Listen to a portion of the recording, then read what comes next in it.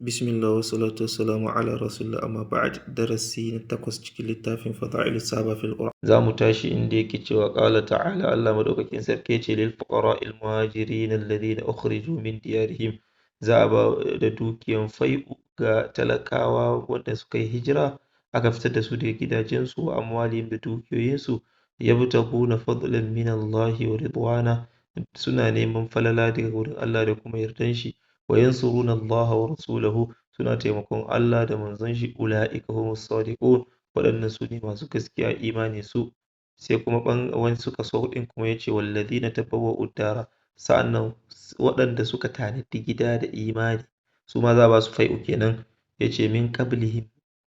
ma'ana waɗanda suke kafin su muhajirai, yuhibbuna man hajara ilaihim, suna son wanda suka hijira zuwa gare su, wala yajiduna fi sudurihim hajatan mimma utu, kuma ba sa jin ƙyashi na abun da aka ba su, wa yu'thiruna ala anfusihim, suna fifita wasu a kansu, walau kana bihim khasasa, ko da suna da tsananin bukata. Wa man yuqa shuhha nafsihi, duk wanda aka taimake shi aka cire masa son kanshi ko aka kiyaye shi son kanshi, ya ce fa ulaika humul muflihun, wanda su ne masu rabauta. Wallazina min ba'dihim, sai kuma waɗanda suka zo bayan su ma za a ba su fai'u, su waye? Allazina yaquluna rabbana ighfir lana,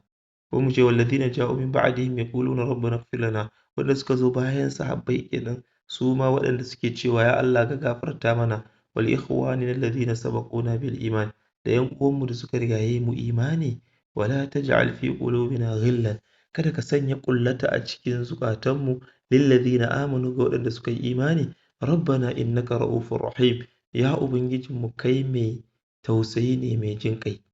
Yace wa fil ayati min al fada'ili, a cikin wa'annan ayoyi akwai wasu falaloli kamar haka. Na farko, annahum yansuruna Allah wa rasulahu, lalle su sahabbai suna taimakon Allah da manzon shi, wa annahum sadiquna fi mahabbatihim lillahi wa rasulihi, kuma lalle son su ga Allah da manzon shi na gaskiya ne, son da suke wa Allah da manzo na gaskiya ne. Assalamu alaikum wa rahmatullahi wa barakatuh.